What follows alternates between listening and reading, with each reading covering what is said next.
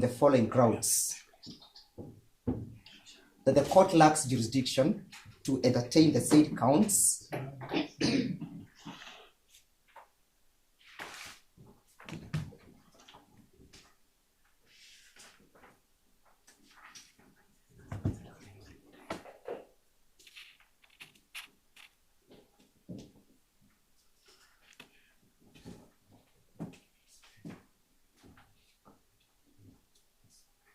and our objection is premised on section 44 of the SHA Act,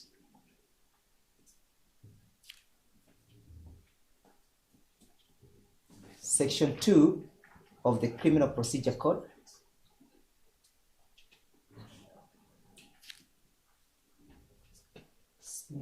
that is Cap 75.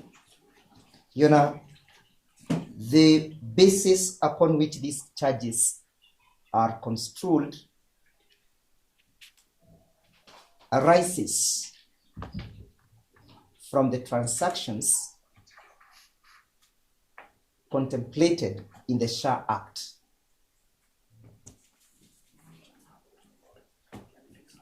Indeed, Your Honor, the particulars of Count 1 provides that on reverse dates between 1st November 2024 and 30th June 2025 at Jambo Jipya Medical Clinic, Mtwapa. Sorry, Mr. Today. Yes or no? I have it. You don't have Okay, to I'm well guided, Your Honor. I'm well guided, Your Honor. I beg your pardon. So the transaction, Your Honor, involves a sum of 2,032,680, which is alleged to have been paid by SHA, that is Social Health Authority. At count 2, Your Honor,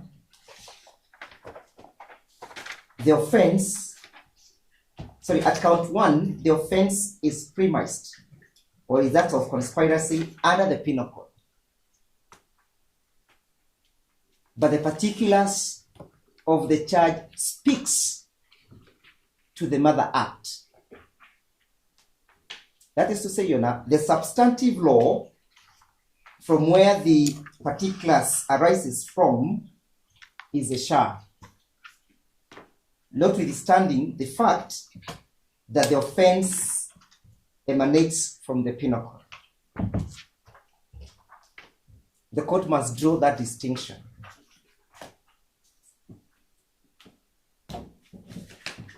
At count 2, Your Honor, the charge accrues from section 48, subsection 3 of the Social Health Insurance Act. The Social Health Insurance Act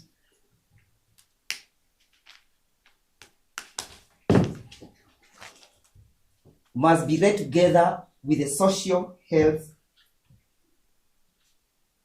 Authorities Act. They are merely complementary. There can be none without the other. And therefore, the count number 2 clearly indicates that the offense originates from the SHA Act. At section 44, Your Honor, of the SHA Act,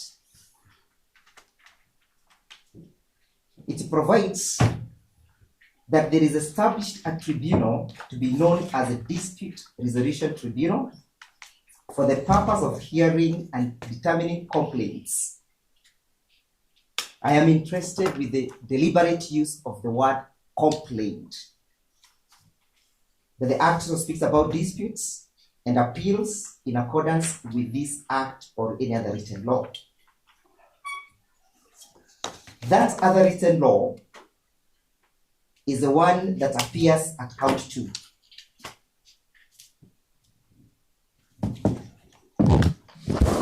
Your Honor,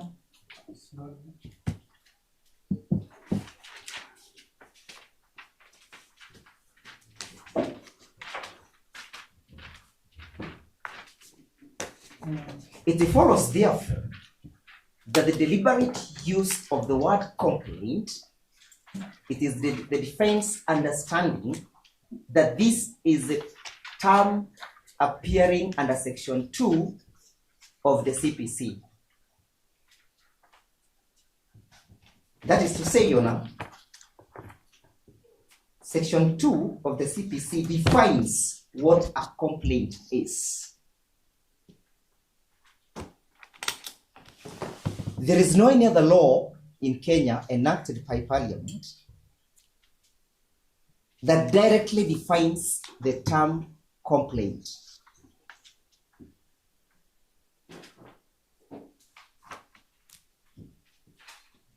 And therefore, Your Honor, when the Act deliberately uses the word act as a complaint,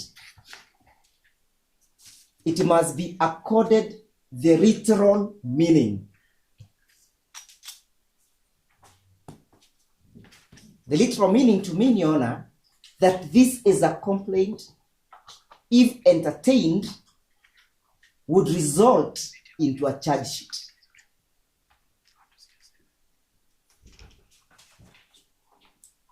Even if, Your Honor, you'd find that the literal interpretation would result into absurdity, then we can go to the golden rule of interpretation of that terminology.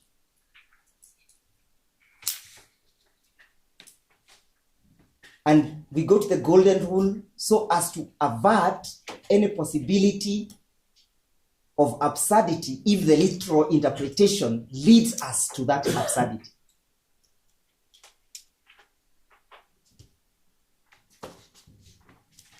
And granted the fact that it's only the Criminal Procedure Code that has defined what a complaint is,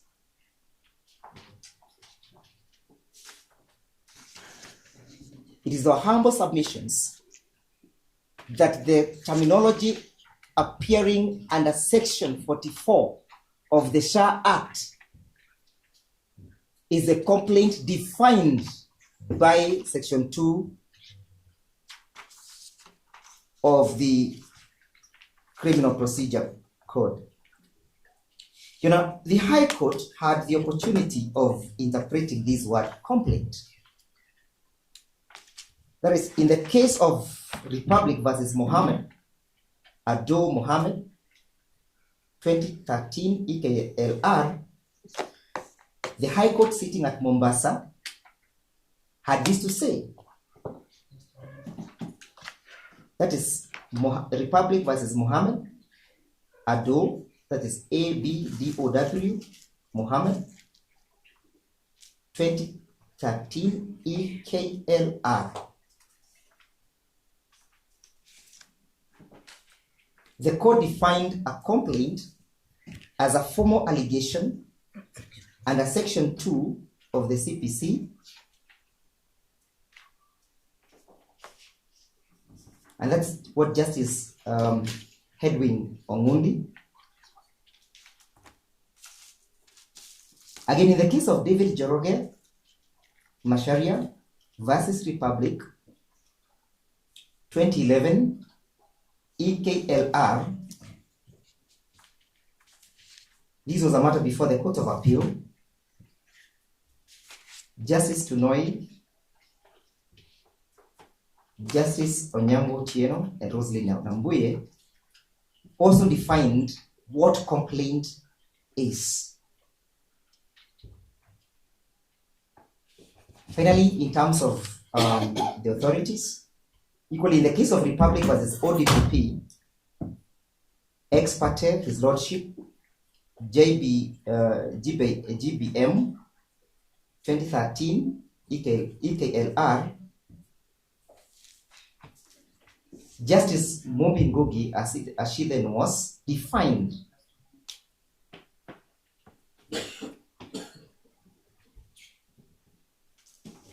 her leadership. Justice Mobi Ngugi, as she then was, defined what a complaint is.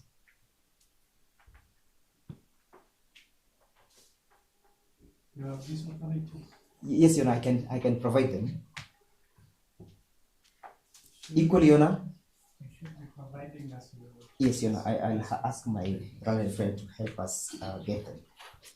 That is the definition that the High Court gave to the term and the Court of Appeal gave to the term complaint. It is our humble submissions that what is before you is a complaint that our client, in one way or the other, offended. Is a complaint. It's an allegation that they offended the provisions of the law and hence the preference of County 1 and County 2. If therefore, Your Honor, we are right, and if the interpretation of the word complaint is right in accordance with the defense, then the person with the jurisdiction to entertain such a complaint is the tribunal.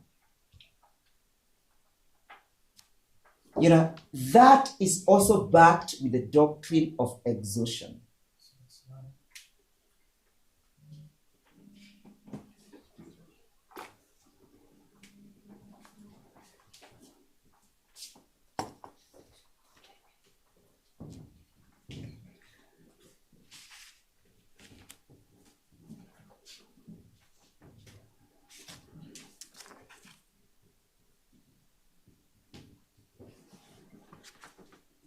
Is equally backed by the doctrine of exhaustion, that before a matter such as this one gets to your bench, the person complaining ought to have exhausted the laid down mechanisms.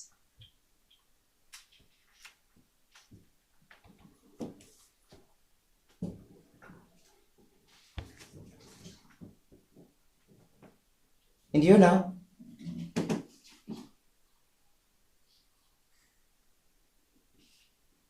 if you look at the wording of section 44 of the Act, this tribunal is referred to as a dispute resolution tribunal.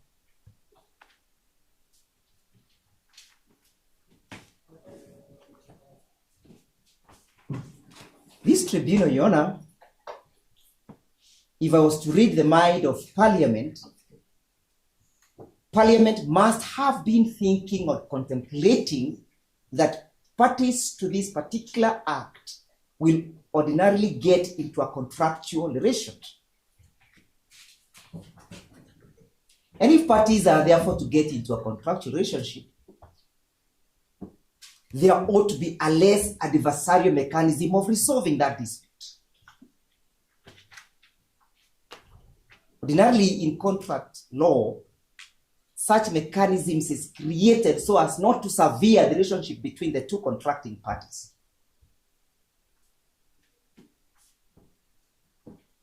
So humble submissions, Your Honor, that the ODPP has jumped the gun.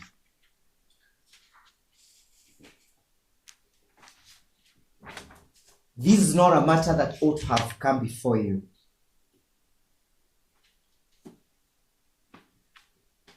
You know, if you find favor in our argument,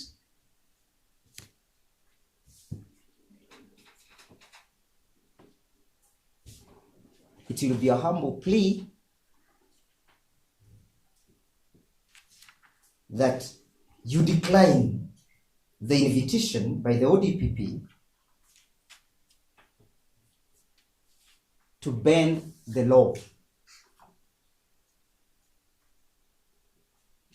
Parliament could not have enacted Section 44 without a purpose. You know, this argument is further backed up by the provisions of Article 10, Article 27, Article 48, and Article 50 of the Constitution. Article 10, Your Honor, invites you to apply the law and says that the principles and the values of governance bides every state organ whenever any of them applies the law, interprets the law, we are bound by Article 10. And the fundamental aspect of Article 10 that binds you is the question of the rule of law. That you are bound by the rule of law. If the law says X is what is right, then it cannot be Z. Article 10 equally invites you to be bound by the principles of the Bill of Rights, where Article 27 falls. That both the ODPP and our clients are entitled to equal protection and equal benefit of the law. And I'm not inviting the court to interpret the Constitution. I am inviting the court to apply the Constitution. And that is why Article 48 therefore becomes relevant on the question of access to justice. And therefore, you cannot access justice if you're not going to be given a fair hearing and a fair trial under Article 50.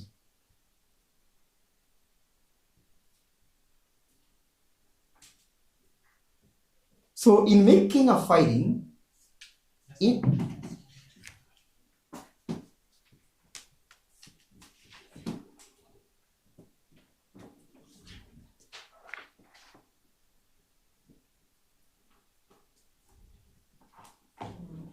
making a finding, in our argument, we urge you to be bound by those provisions, but also make a further application, Your Honor, that our clients, pending the determination of our application, our clients be admitted to bail pending a charge.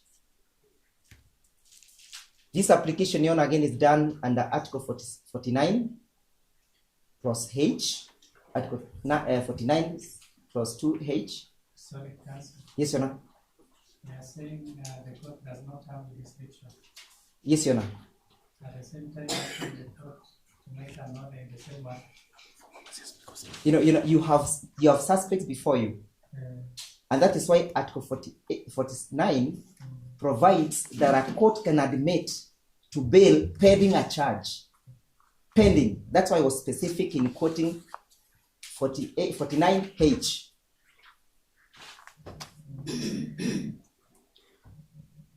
So that, Your Honor,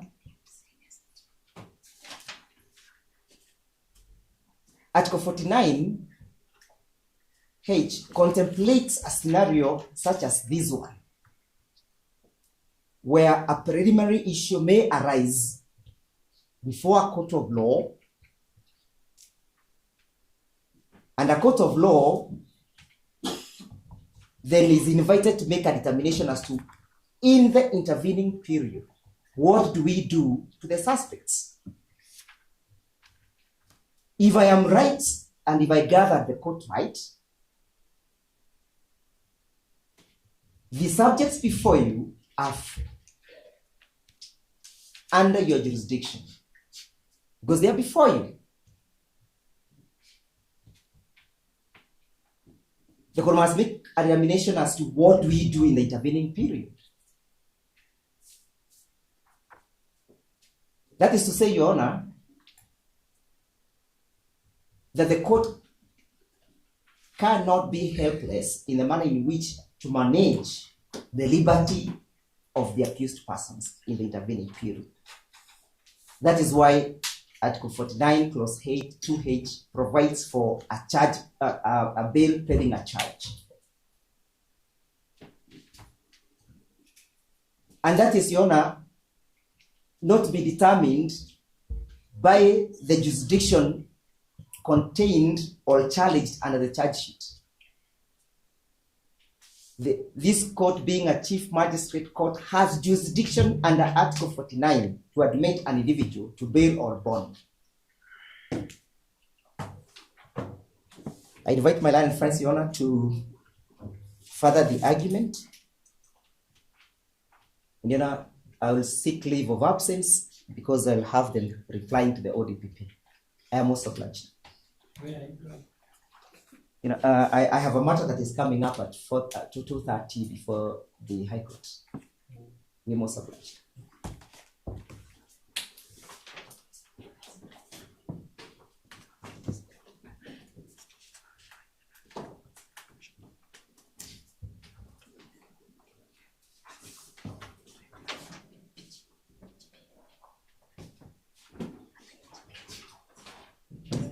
Your Honor, Ms. Ochola.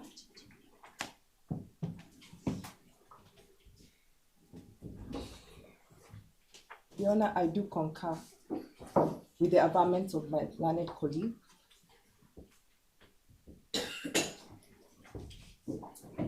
That this court has no jurisdiction in this matter. Your Honor, I'd like to cite a famous case on jurisdiction, and that is owners of the motor vessel, Lillian S. versus Caltex.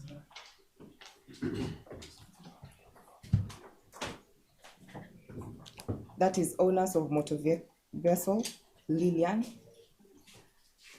S. versus Caltex Kenya, which is a 1989 matter.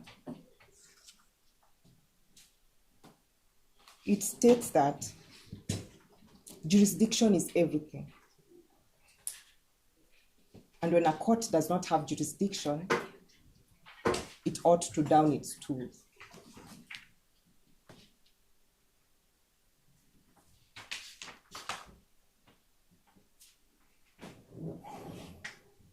Your Honor, I would not like to belabor the point that my learned colleague has pointed out. I'd like to leave the floor to my other colleagues.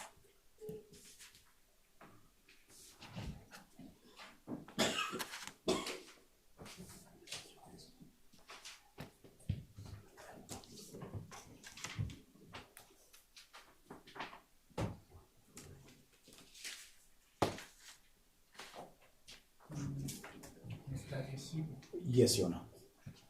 You have a defense hearing today? Yes, at 2. And unfortunately, it appears that I've already started eating the time before we started. Yes. Your Honor, given that Mr. Ndegwa has submitted exhaustively, Your Honor, let me give the opportunity to the ODPP to respond, and then I'll have the floor on the rejoinder. Yes, Your Honor. I will mostly respond on the issue of jurisdiction.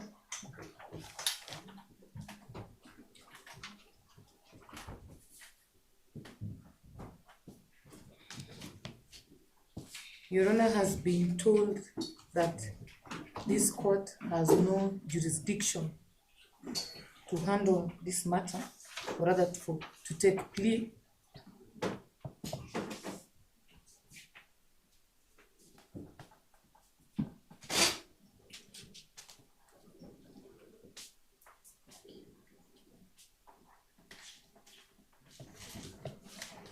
If I heard Mr. Ndegwa correctly, his submissions were that this is a matter that should first be resolved at the tribunal,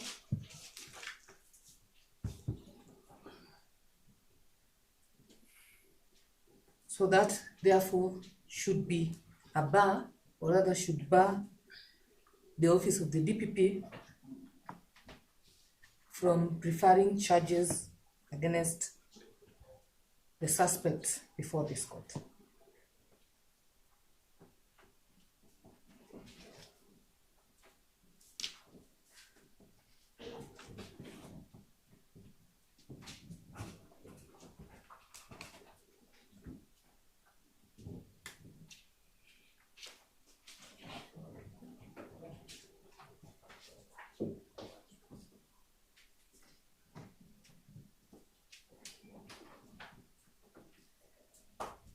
Ms. Ochola gave us case law, the famous case that she quoted, and indicated just that this court has no jurisdiction.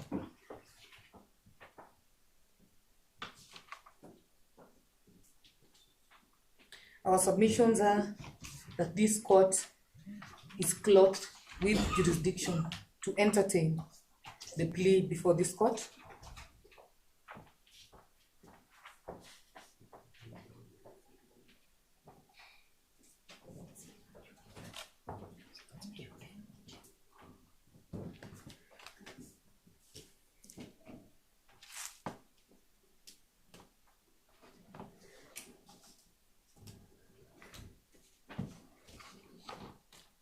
Article 157 of the Constitution, I will not repeat which articles, which subsections, but Your Honor, the Office of the DPP is granted the power to institute criminal charges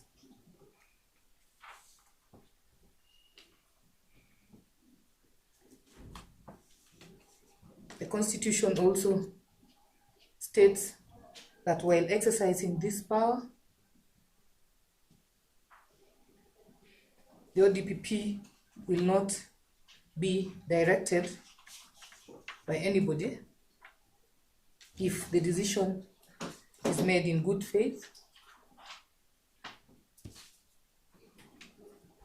the public interest,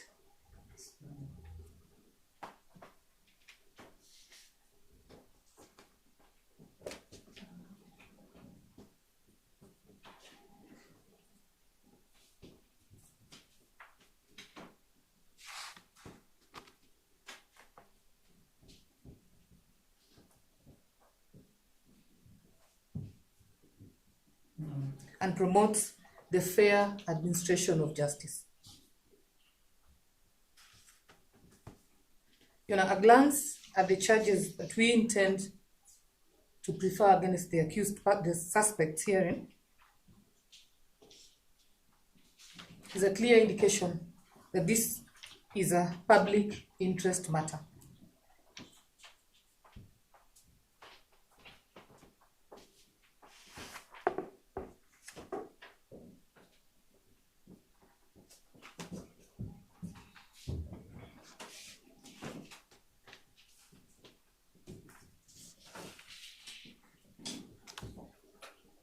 The Office of the DPP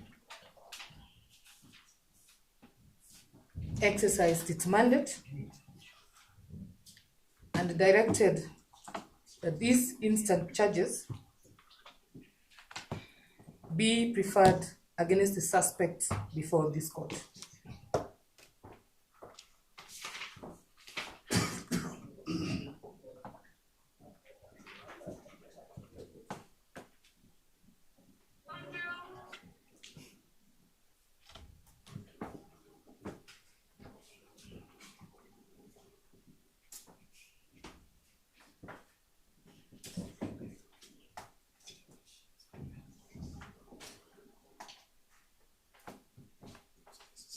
Your Honor has been told that the issues arising out of these charges are a complaint that should be canvassed before a tribunal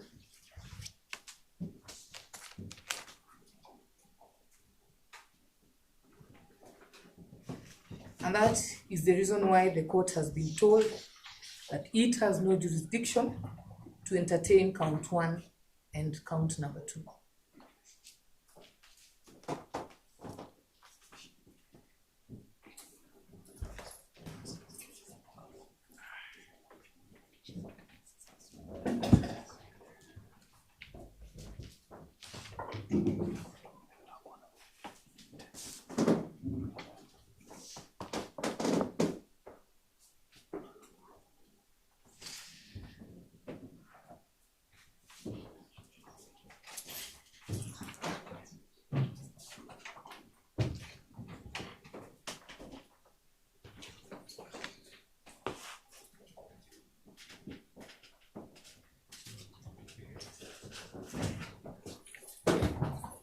Your Honor, as earlier indicated, Article 157 gives the Office of the DPP the power to institute criminal charges.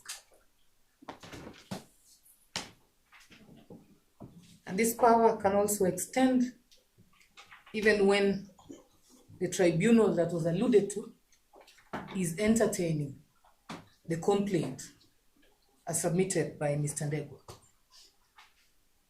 So the office of the DPP cannot be barred.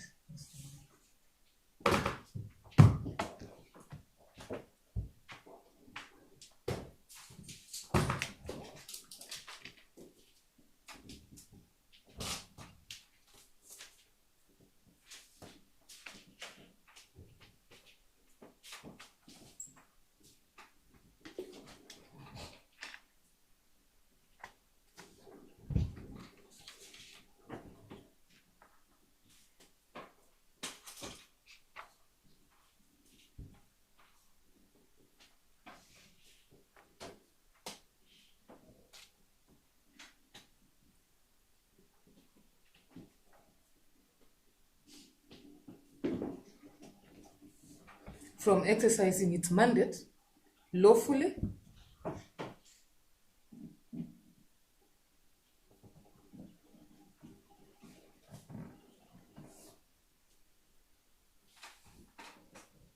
the only instances where a court can decline to admit a charge sheet or for plea taking is properly prescribed under Section 134 of the Criminal Procedure Code.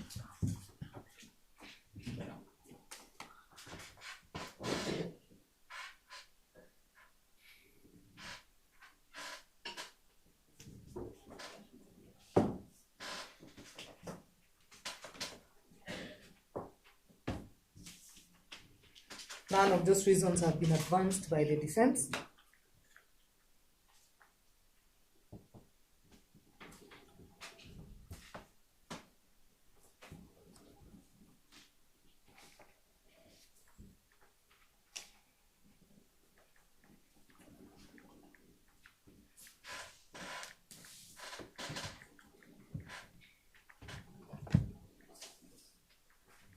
Your Honor has been told that the office of the DPP jumped the gun in preferring the charges.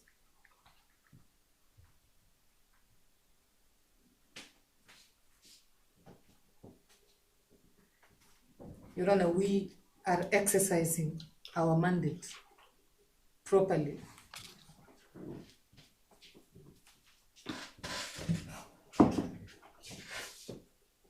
We have brought a charge sheet that is proper and meets the requirements under Section 134 of the Criminal Procedure Code.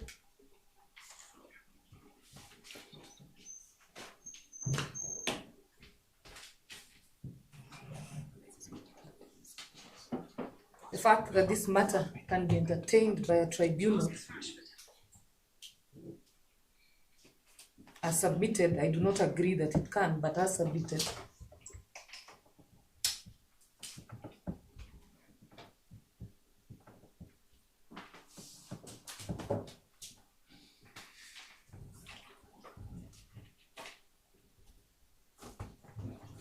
cannot bar the office of the DPP from preferring charges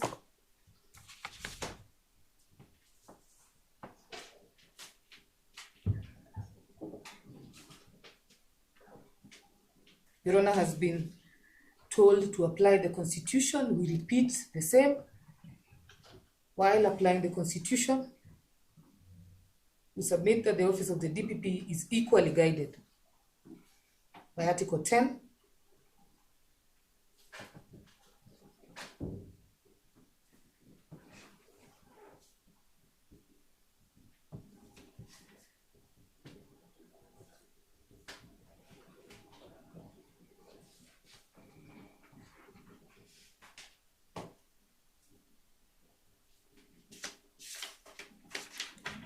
So, Your Honor, nothing or no submissions have been placed before you on the issue of jurisdiction.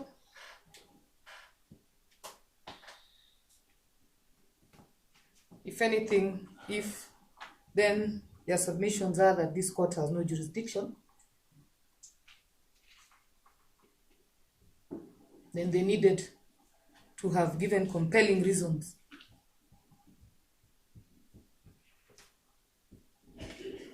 A reason for rejecting the charge sheet cannot be on the basis that a tribunal can entertain this dispute as submitted.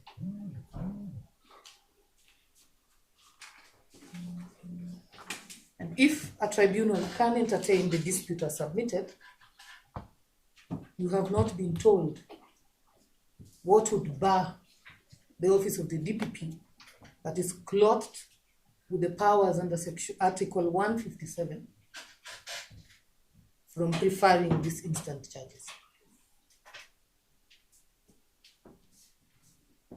Now, we do urge you to reject the application by the preliminary objection by the defense.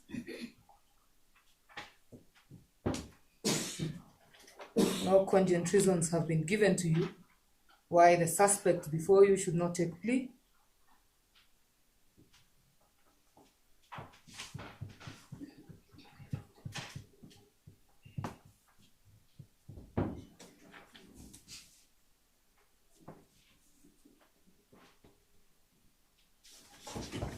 That is all.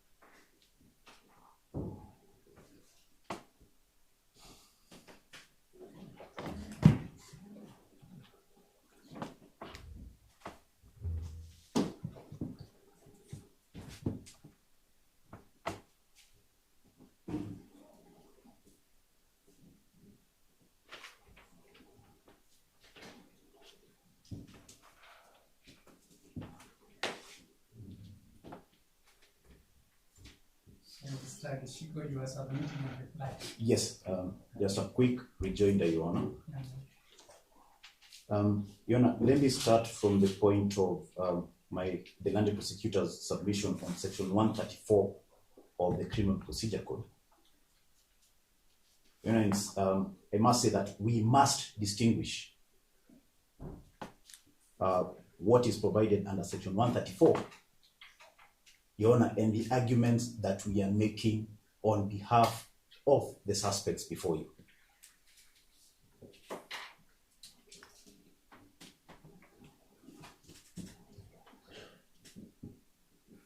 Your Honor, no argument has been made by the defense that the charge sheet, as is before you, is in any way defective. That is the purpose of any challenge under section 134 of the Criminal Procedure Code. Your Honor, the argument before you this afternoon is that the court cannot admit the suspects to plea taking on account that this court lacks jurisdiction at the moment to entertain the charge sheet.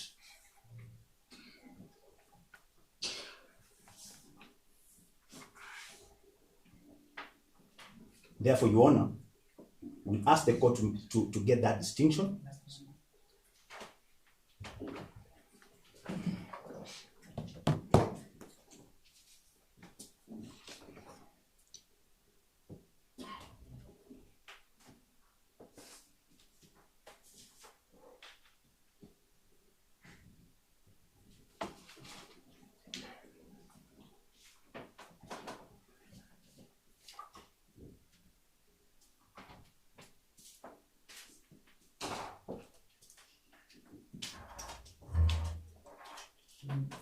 Your Honor, there needs to be that distinction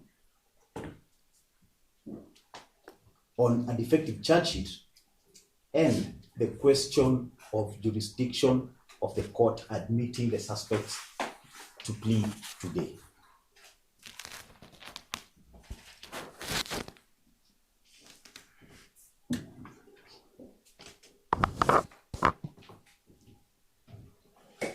secondly, the argument that we are making today, Your Honor,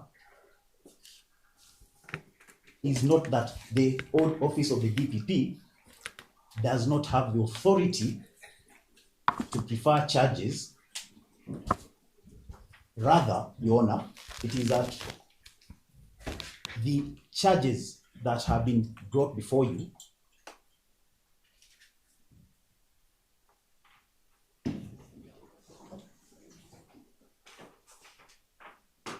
are improperly before you because the Office of the Director of Public Prosecutions and the Directorate of Criminal Investigations skipped a very critical step before they prefer the charge or before they say that there is an offense that is being alleged.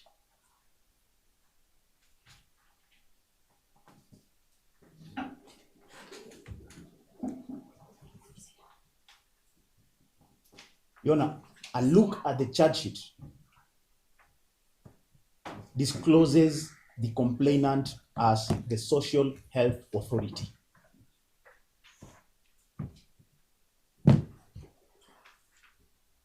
The main allegation being made, Your Honor, is that the accused persons, through Jumbo GP Medical Clinic,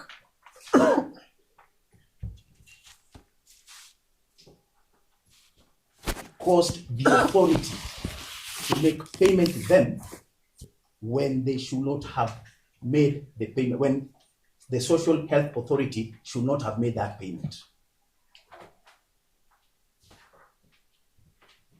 Your Honor, as had been correctly stated by Mr. Ndegwa Jiru,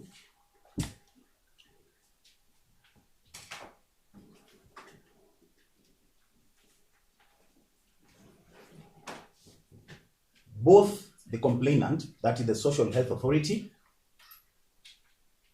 Your Honor, and the medical facility, that is Jumbo GP Medical Clinic,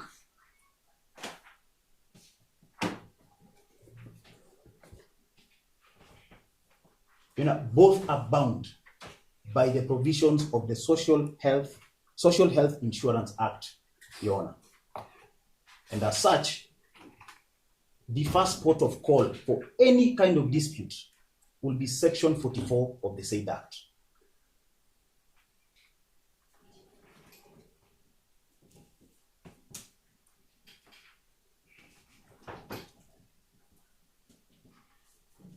So that, Your Honor, if, as is being alleged, that Jumbo GP Medical Clinic should not have received the payments, that is the dispute. And that is the complaint by the Social Health Authority.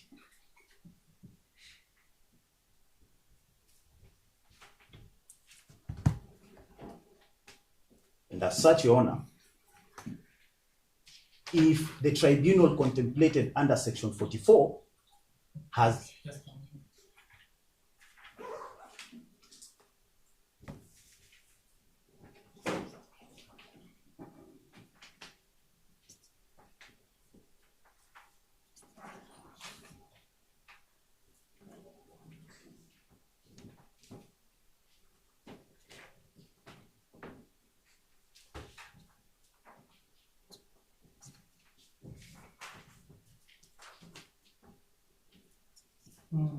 Your Honor, if the tribunal contemplated under Section 44,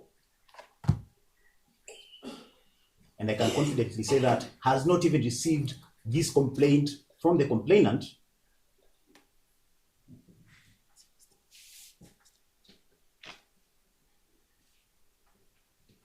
then, Your Honor, there is no offense.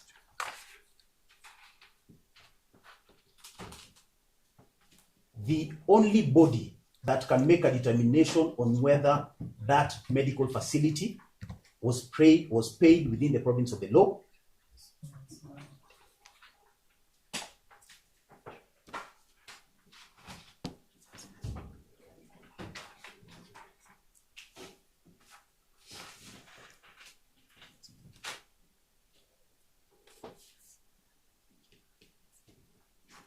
The only body at the moment, Your Honor, that can make the determination on whether the payment made by the social health authority to the facility will be the tribunal in the first instance.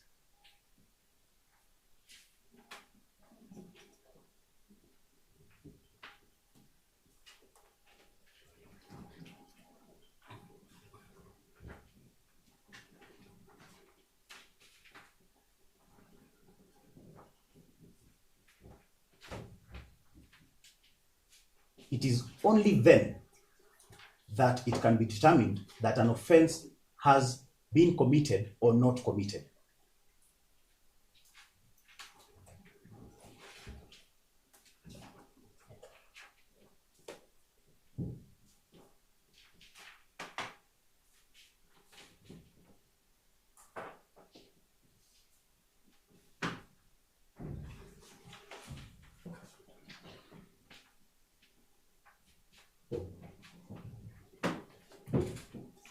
You know, without that determination, we will fortify our submissions that the ODPP have jumped the gun.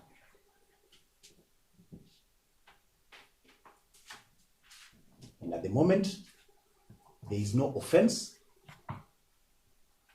and as such, you know, that you will lack jurisdiction to admit the suspects to taking plea. That is all, Your Honor.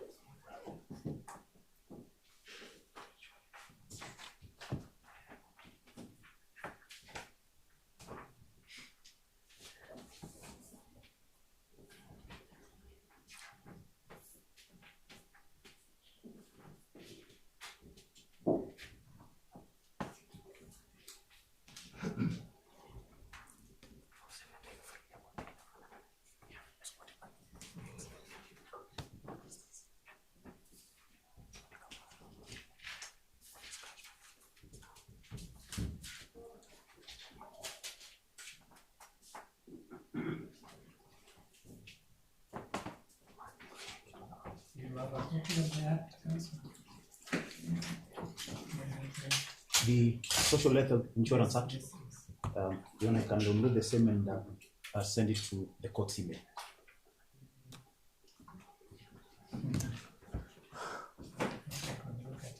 Oh, sorry, you know, I can pass it on my phone. I have it open on my phone.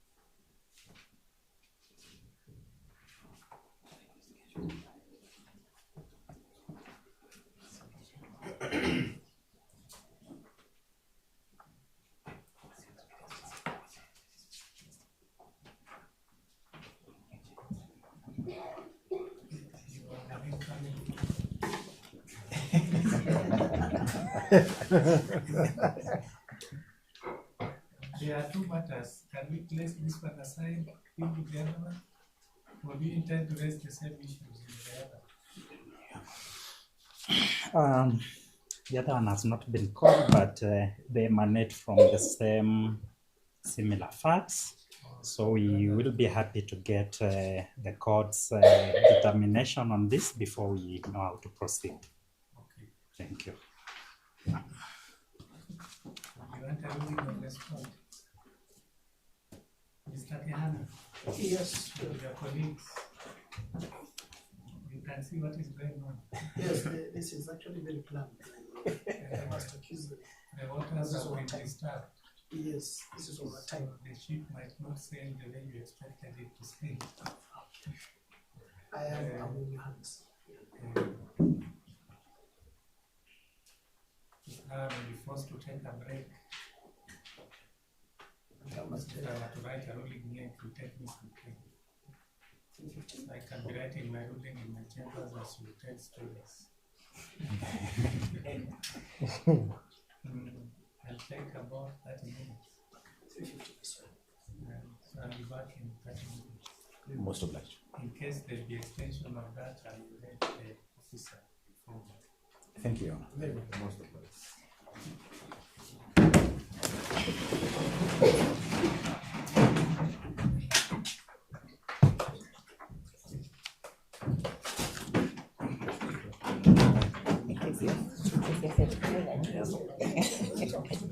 Yeah, please.